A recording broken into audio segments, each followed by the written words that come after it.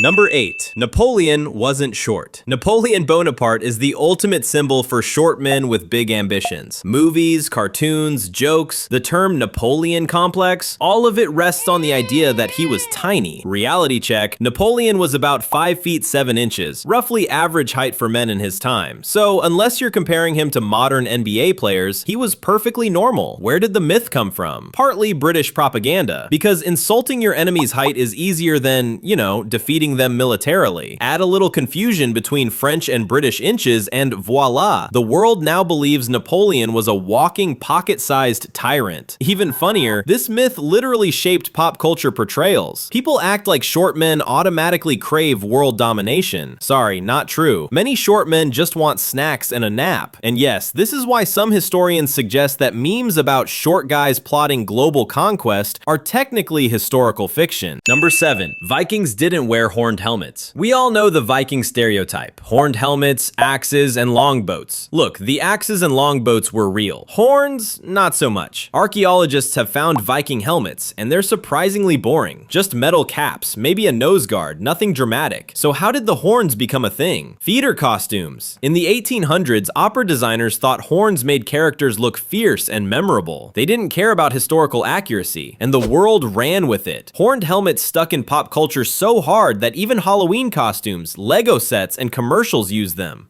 Imagine explaining to a Viking reenactor that the horns they're wearing are literally fantasy theater props. Their ancestors would probably laugh, or just stab you with a spear. Historically accurate, of course. Number 6. The Great Wall of China is not visible from space. Astronauts, don't roll your eyes. This one is legendary. Apparently, the Great Wall is the only human-made object visible from space. Sounds impressive, right? It's a simple image, easy to sell. Except it's not true. From orbit, the wall is basically the same color as the landscape around it, and unless you have binoculars or zoom photography, it's impossible to see. NASA has been patiently correcting this myth for decades, but it refuses to die. Why did it stick? Because people love epic images. Humans have a tendency to exaggerate. If something is long, complicated, and historical, it must be visible from the moon. Romantic, yes. True? Not at all. So next time someone posts a TikTok claiming they saw the Great Wall from the ISS, feel free to politely call them out, or just laugh and move on. Number 5. The Middle Ages weren't full of flat Earth believers. Raise your hand if you were told everyone in the Middle Ages thought the Earth was flat. Surprise, they didn't. The flat Earth myth is mostly a 19th century invention. Medieval scholars actually knew the Earth was round. Greek and Roman knowledge hadn't disappeared, so Columbus didn't have to convince anyone about the Earth's shape. His problem was that he underestimated the size of the Atlantic. That's a very different type of oops than people think. This myth persisted because it's a great story. It paints the Middle Ages as dark and ignorant, so the Enlightenment looks extra shiny. But history is rarely that simple. Some medieval folks were brilliant astronomers. Others were average astronomers. And yes, the flat Earth myth is basically the original viral clickbait. Number 4. Marie Antoinette never said let them eat cake. Probably the most famous quote in history, Marie Antoinette allegedly said let them eat cake while watching peasants starve. Problem? She never said it. The phrase first appeared in Rousseau's writings when Marie was a kid, and it wasn't about her at all. Somehow, by the time the French Revolution came around, everyone assumed she said it, and history went along with it. The myth stuck because it's perfect storytelling. You want a villain, you want extravagance, you want someone laughing at the poor. Real history?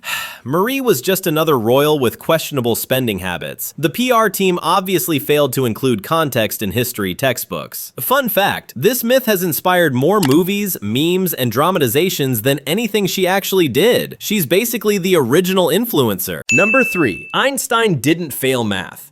This one hurts every time someone spreads it. Albert Einstein supposedly flunked math as a kid. Great story, right? Everyone loves the failed genius tale. But he didn't. He was a math prodigy, mastering calculus by age 12. The myth persists because people like motivational stories. It's easier to believe you can fail algebra and still invent relativity than to accept that Einstein was just really smart. So next time someone says Einstein flunked algebra, you can nod politely, then think about how nice it must be to be a kid who actually loves math. Number 2. The Salem witch trials were not about about brooms and spells. We all picture cackling witches flying on brooms and villagers chasing them with pitchforks. Fun, right? Reality. The Salem witch trials of 1692 were about politics, property disputes, and religious hysteria. No one was flying or casting spells, as far as historical records go. The broomstick imagery is symbolic, born from folklore and later storytelling. So if you were accused of witchcraft, it wasn't your magical skills that got you in trouble. It was social dynamics and who annoyed whom at church. Yes, less fun than flying on a broom, but historically accurate. And you still have to admit, it's a pretty good plot twist. Number 1. George Washington and the cherry tree. The story goes, young George Washington chopped down his father's cherry tree, and when asked about it, he famously said, "I cannot tell a lie." Classic tale of honesty, right? Heartwarming, moral lesson, perfect for first grade textbooks. Except, it's complete fiction. There's no evidence Washington ever said this or even chopped down a cherry tree. The story was invented by Mason Locke Weems, one of Washington's early biographers, to create a virtuous image for the first president. Why did it stick? Because Americans love a good moral tale. And what's better than the first president being honest as a child? It's so good, in fact, that cherry trees now feel personally responsible for teaching kids ethics. So yes, Washington might have been a great leader, but he wasn't secretly a child prodigy in honesty. He probably just stole some apples like every other kid. Alright, that's enough for now. If you like this and want to hear more, don't forget to subscribe.